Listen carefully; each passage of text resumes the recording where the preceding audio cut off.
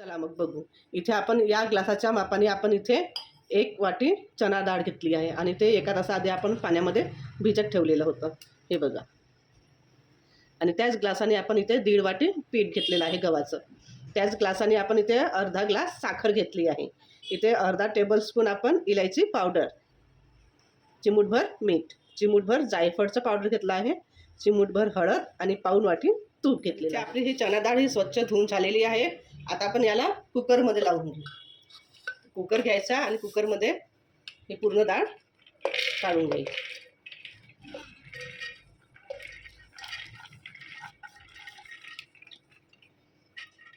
आणि आता आपण याच्यामध्ये पाणी ॲड करू.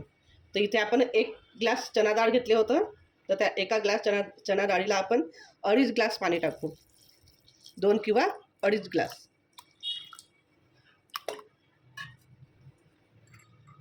आणि थोडी हळद घालू, चिमूटभर हळद घालू.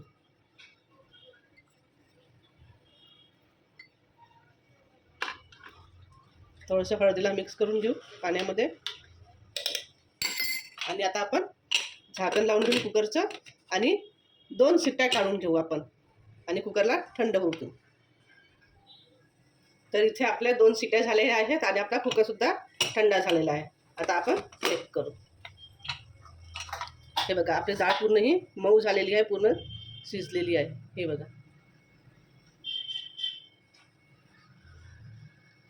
आता ही डाळ आपण एका चाळणीमध्ये काढून घेऊ. त्याकरता आपण इथे घेतला आहे 1 कटोरा घ्यायचा आणि त्याच्यावरती ही चाळणी ठेवायची. आणि आता हे पूर्ण डाळ याच्यामध्ये काढून घ्यायचं. म्हणजे डाळीमध्ये जे काही पाणी असेल ते पाणी पूर्ण इथून निथळून जाईल.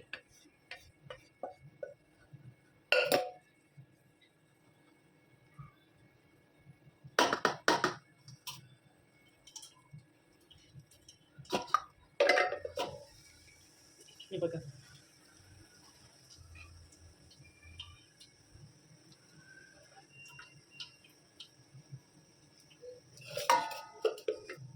आणि हे एवढं पाणी निघालेलं आहे. तर या पाण्याची आपण कटाची आमटी बनवायची किंवा सार.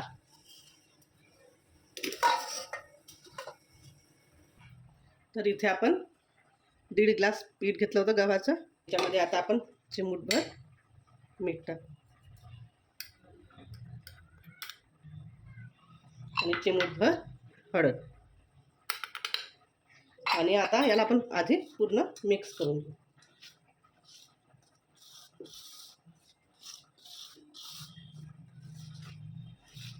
मिक्स झालेलं आहे. आता आपण याच्यामध्ये 2 टेबलस्पून तूप टाकू. हे बघा,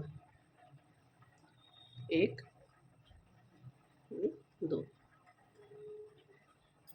आणि याला सुद्धा आता पुन्हा छान मिक्स करून घेऊ.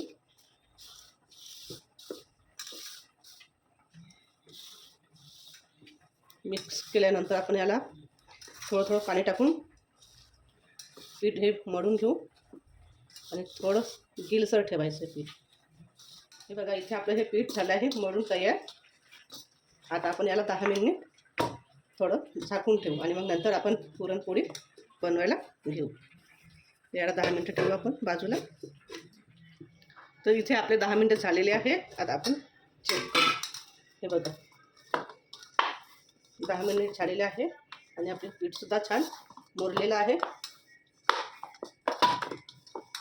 आणि आपण थोडंसं याला गिलसर ठेवलेलं आहे. हे बघा. आता आपण पुरणपोळी बेलायला घेऊ.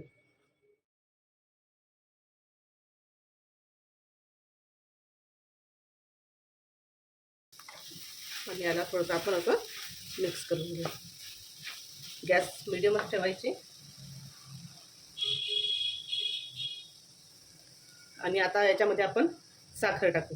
इथे आपण 1 ग्लास चणा डाळ घेतली होती आणि त्याच ग्लासाने आपण इथे अर्धा ग्लास साखर घेतलेली आहे.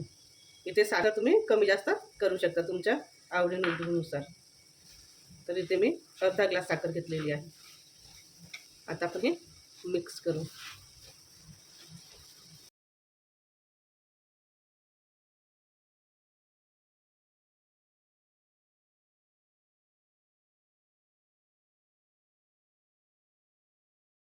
आता आपल्याला हे पूर्ण पाणी आटवून घ्यायचं आहे.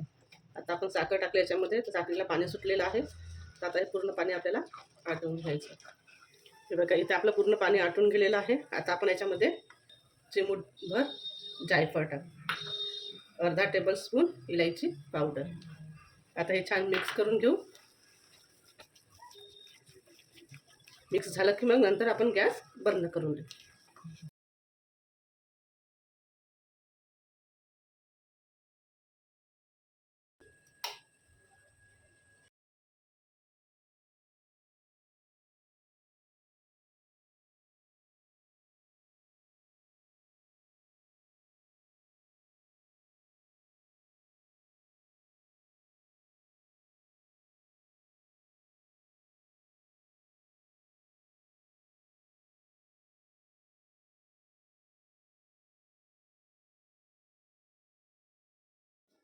तर इथे आपण एक गोळा घेऊ पिठाचा. हे बघा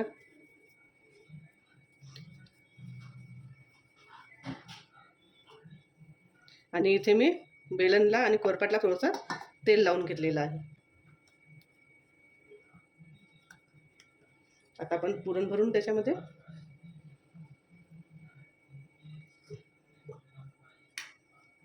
याला छान गोलाकार देऊन द्यायचा पुरणला.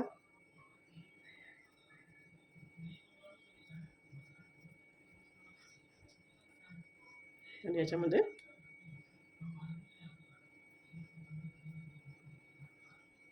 बघा असं भरत जायचं.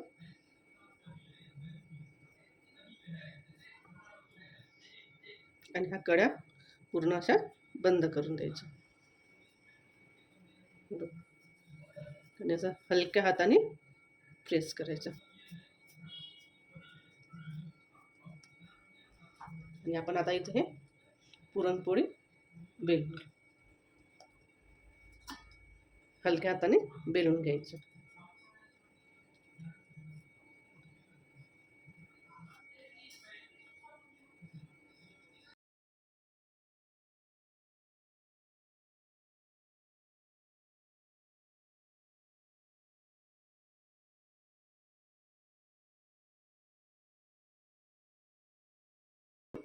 आता तवा सुद्धा गरम झालेला आहे.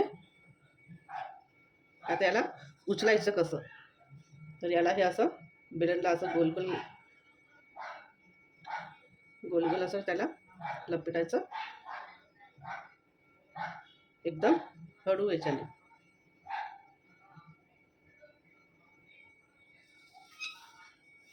इथे आपला तवा गरम झालेला आहे. तव्यावर असं हलक्या हाताने सोडून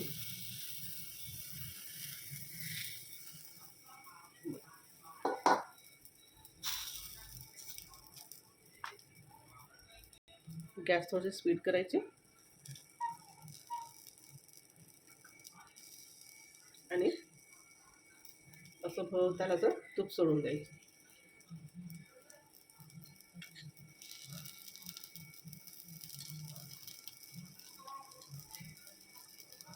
आणि वरून सुद्धा थोडं थोडं तूप लावायचं.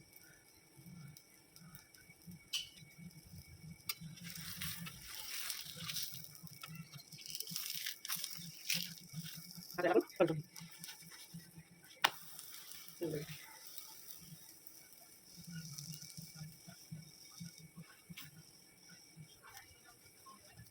छान फुगलेली आपली पुरणपोळी.